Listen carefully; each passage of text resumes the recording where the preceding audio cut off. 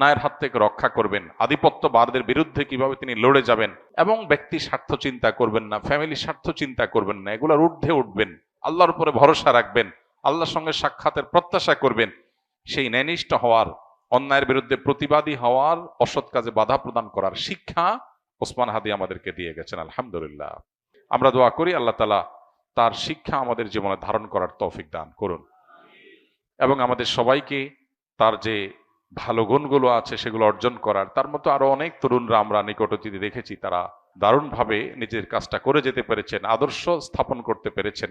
আমরা তাদের সবার জন্য দোয়া করি, এবং তার শোকসন্ত পরিবারকে আল্লাহ তাআলা সান্ত্বনা নসিব করুন, এবং তার আদর্শ যেন হারিয়ে না যায়। ওসমান হাদিরা যেন যুগ যুগ ধরে এই দেশে, এদেশের মাটিতে বেঁচে থাকে। এদেশে মানুষের বড় বেশি তৃষ্ণা, বড় বেশি পিপাসা, কেউ তাদেরকে উদ্ধারে এগিয়ে আসবে, নেতৃত্ব দিবে, জীবন বাজি রাখবে। অনেক তরুণী তো আমাদের আছে, কজন তরুণ এরকম স্বপ্ন দেখেন, কজন তরুণ এই সীমাবদ্ধ চিন্তার ঊর্ধ্বে উঠেন।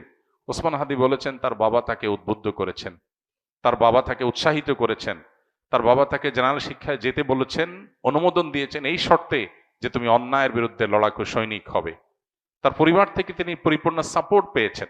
তো কয়টা পরিবার এরকম আছে, কয়টা মা বাবা এরকম আছে যে বাবা তুমি কেরিয়ার গড়ে অনেক টাকা পয়সা কামাই করবা, অনেক বড় পদ চেয়ারে যাবা, আর আমরা ভোগবাদে ভিতরে থাকবো, আমরা সেগুলো ভোগ করব, ভাবসাব হবে, সামাজিক অবস্থান হবে, এগুলো আমাদের টার্গেট না।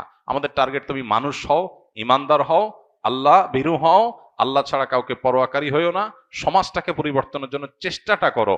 ইমানদারের সার্থকতা হলো সমাজ পরিবর্তন করার চেষ্টা যদি সে করে, চেষ্টা করতে না পারলেও আল্লাহর কাছে সব পরিপূর্ণভাবে পেয়ে যাবে।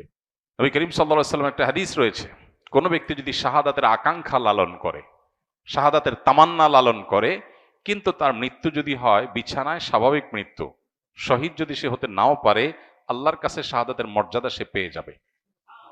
অতএব স্বপ্নটা ইমানদারের বড় হতে হবে, চিন্তাটা পরিবর্তিত হতে হবে, চেতনাটা শানিত হতে হবে, পবিত্র হতে হবে, চিন্তাটা উন্নত হতে হবে।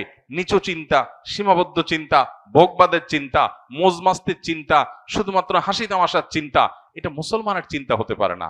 মুসলমান আব্দুল ইবনে ওমরের, বেলালের, আম্মারের, সোহাইবের, আব্দুল ওমর রাদিয়াল্লাহু তাআলা আনহুর, আব্দুল ইবনে আব্বাস রাদিয়াল্লাহু তাআলা আনহুর, খালিদ ইবনে ওয়ালিদ রাদিয়াল্লাহু তাআলা আনহুর, মুসআব ইবনে ওমর রাদিয়াল্লাহু তাআলা আনহুর আদর্শের সন্তান।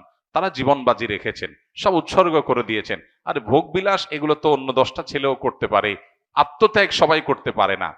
সামান্য ক্যারিয়ারের চিন্তা নিয়ে আবদ্ধ হয়ে থাকা, সীমাবদ্ধ চিন্তার মধ্যে আবদ্ধ থাকা, এটা তো পৃথিবীর সব যুবক তরুণী করে। আমি ব্যতিক্রম, আমি ইউনিক, আমি ভিন্নতর, আমি মুসলিম, আমি